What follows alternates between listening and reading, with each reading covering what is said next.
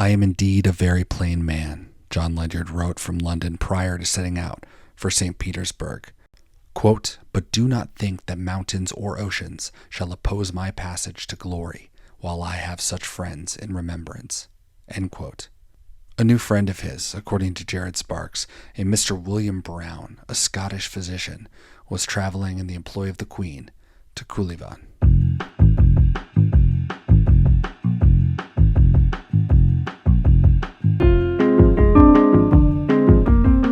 Welcome to Expeditions, a podcast around Lewis and Clark. We explore the history and historiography of the expedition, one day at a time. We are everywhere at Expeditions Pod, social media, Patreon if you want to support the show, as well as our website. You are currently in mile marker 2, episode Across Siberia.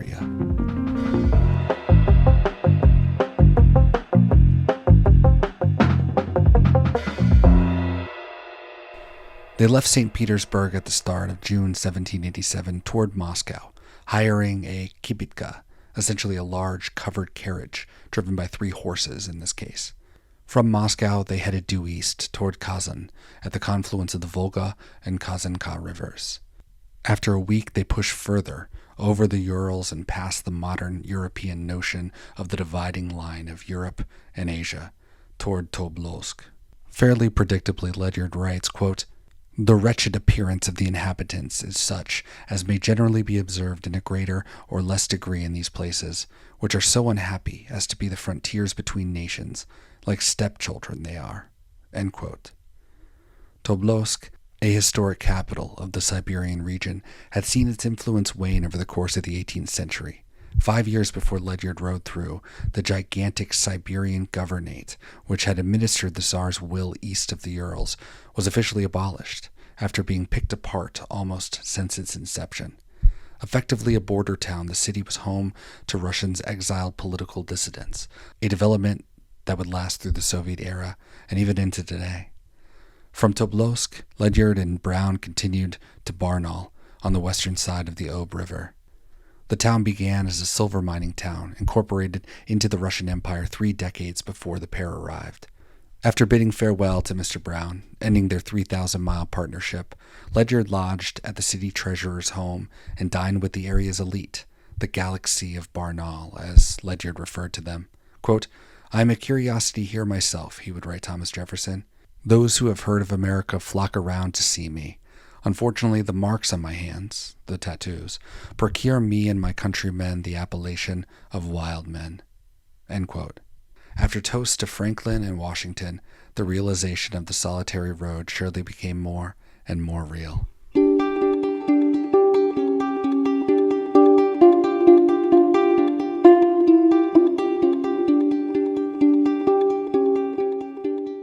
While not in Russia to conduct ethnography, as well as any other discipline that might fall under the natural sciences label of the Enlightenment era, I suppose, like other moon gazers of the period, he just couldn't help himself.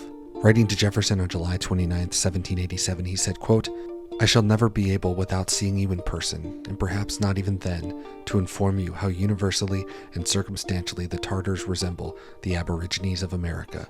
They are the same people, the most ancient and the most numerous of any other, and had not a small sea divided them, they would all have still been known by the same name. The cloak of civilization sits as ill upon them as our American Tartars. End quote. This was a preoccupation of his throughout the rest of his Siberian trek, and it was present during his travels with Cook, describing, and I apologize if I get this wrong, the Nuka-Nuk that he would encounter and would misname at Nootka Sound. Quote, their garments of all kinds were worn mantle-wise, and the borders of them are fringed, or terminated with some particular kind of ornament. Their richest skins, when converted to garments, are edged with a great curiosity. This is nothing less than the very species of wampum, as well known on the opposite side of the continent. It is identically the same, and this wampum was not only found among the aborigines we saw on this side of the continent, but even exists unmutilated on the opposite coasts of North Asia. We saw them make use of no coverings to their feet or legs, and it is seldom that they covered their heads. When they did, it was with a kind of basket covering, made after a manner and form of the Chinese and Chinese Tartar hats. Their language is very guttural, and if it were possible to reduce it to our orthography, it would very much abound with consonants. In their manners, they resemble the other aborigines of North America. They are bold and ferocious, sly and reserved, not easily provoked, but revengeful. We saw no signs of religion or worship among them, and if they sacrifice, it is to the God of liberty." End quote.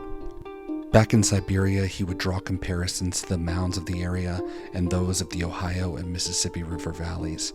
In the yurt, he would see the wigwam. For Ledyard, he felt that he'd, quote, "passed from the height of civilization at Petersburg to incivilization in Siberia. I also passed from the fair European to the copper-colored Tartar." End quote.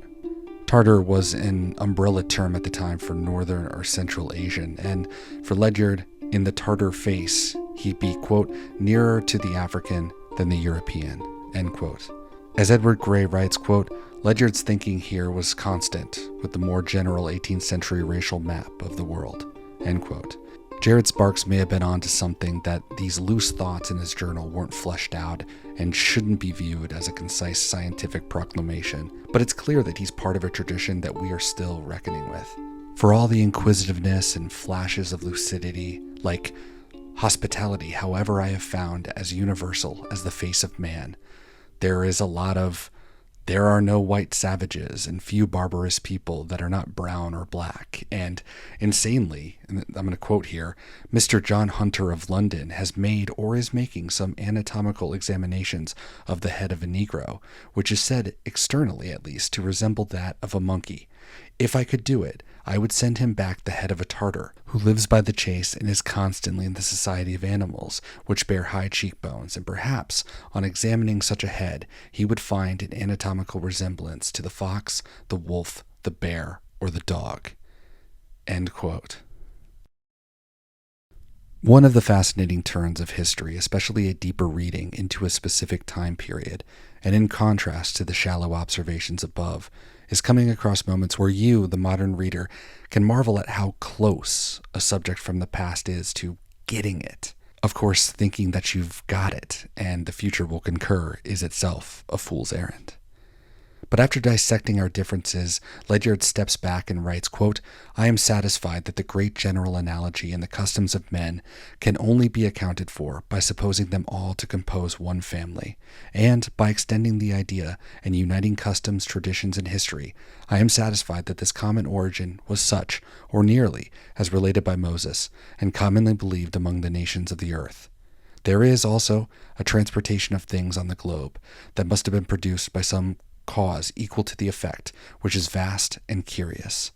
Whether I repose on arguments drawn from facts observed by myself, or send imaginations forth to find a cause, they both declare to me a general deluge." End quote. If Ledyard would have expanded upon this had he, spoiler alert, made it to the Pacific coast, and traced the reverse course of empire carved by Lewis and Clark, it's unclear. Would he have floated the idea of Beringia, of the Bering Land Bridge? That's how I was taught that North America was peopled, the Clovis first model, though now it's clear that several migrations occurred 10 to 15,000 years ago between glacial maximums, and to this writing, as our climate continues to change, we're more and more able to dive into the aspects of the past. And if this will bring people together, or if the drive to segment and segregate is as powerful in the future as it still is in our time, that is also unclear. Shamefully, both Ledyards would be used to march across the North American continent and justify American expansion, in the name of racial superiority, or to sweep away those before, the lost civilizations, as the tired theory goes.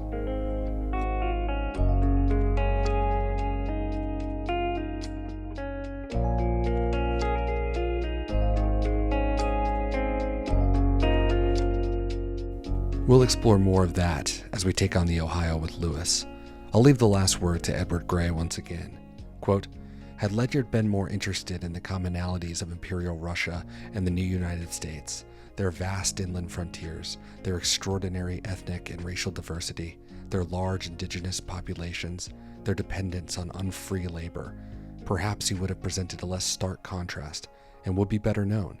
Instead of simply a purveyor of familiar, enlightened truisms, he might have been more sensitive to the perils of American expansion.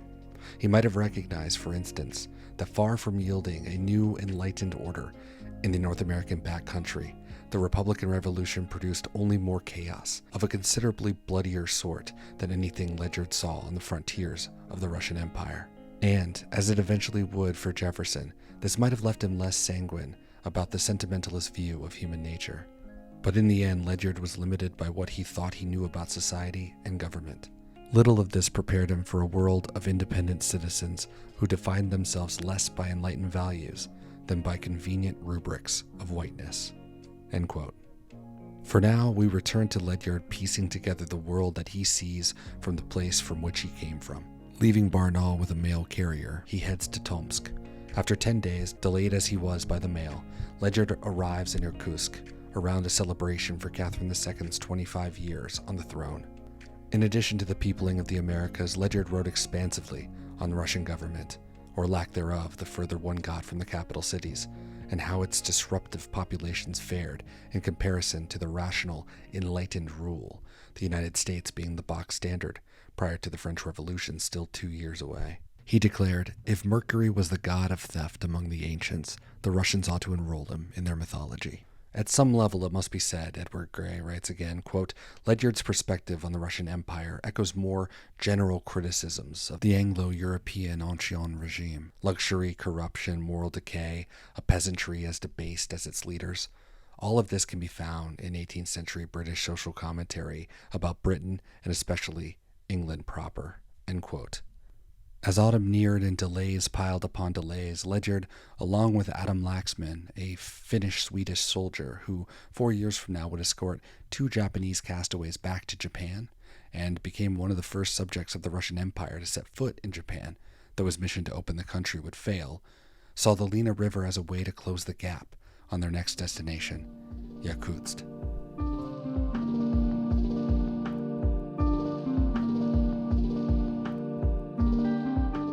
On August 29th, staring down the gentle rapids of the 1,400 miles of ribbon that awaits, Ledyard undoubtedly felt back at home.